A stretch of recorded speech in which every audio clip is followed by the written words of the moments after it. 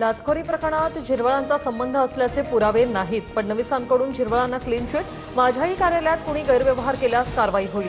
एसीबीला पूर्ण स्वातंत्र्य. फडणवीसांकडून स्पष्ट आवाहन.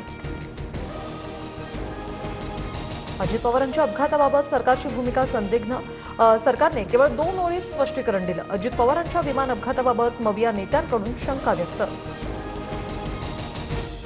अजितदादांनी राज्याच्या आर्थिक शिस्तीत तडजोड केली नाही. यंदाचा दादांचा 12वा अर्थसंकल्प ठरला असता, मात्र नियतीच्या मनात काही वेगळंच होतं. अधिवेशनापूर्वी पत्रकार परिषदेत सुनेत्रा पवारांकडून अजित पवारांच्या आठवणींना उजाळा. जागतिक भाषा दिनी विरोधकांच्या पत्रात मातृभाषेच्या चुका. बातम्यांमध्ये आलेले पॅरेग्राफ पत्रात जशास तसं टाकले. आदित्य ठाकरेंना दाखवलं असतं तर त्यांनी दुरुस्त केलं असतं. फडणवीसांची टीका. मवियाच्या पत्रकार परिषदेत त्यांच्या सहकाऱ्यांचाच बहिष्कार. कम्युनिकेशन गॅप म्हणणाऱ्यांमध्ये आधी संवाद तरी हवा, हा राज्यसभेचा परिणाम असू शकतो. उपमुख्यमंत्री एकनाथ शिंदेंनी विरोधकांना डिवचलं. अधिवेशनाआधी विरोधकांच्या पत्रकार परिषदेत पवारांच्या राष्ट्रवादीची गैरहजेरी. सरकारला दिलेल्या पत्रावर ठाकरे सेना, काँग्रेस आणि पवारांच्या राष्ट्रवादीतील माजी आमदारांची सही.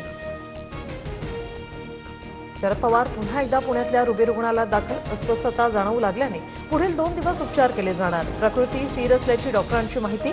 15 दिवसात दुसऱ्यांदा पवार रुग्णालयात. अकोल्यात हनुमान मूर्ती प्रतिष्ठापनेत कळसावरून नोटांची उधळण. नोटा वेचण्यासाठी भाविकांची झुंबड. मनारखेड गावातील प्रकार. भाविकांनी वेचलेल्या नोटा आणि नाणी आपल्या घरातील देवाऱ्यात ठेवली.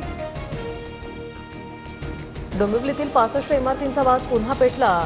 आयरेगावच्या समर्थ कॉम्प्लेक्समध्ये तोडक कारवाईबाबत केडीएमसीची नोटीस. घरांचे कर्ज, परीक्षा काळात विद्यार्थ्यांवर ताण यामुळे रहिवाशी चिंतेत.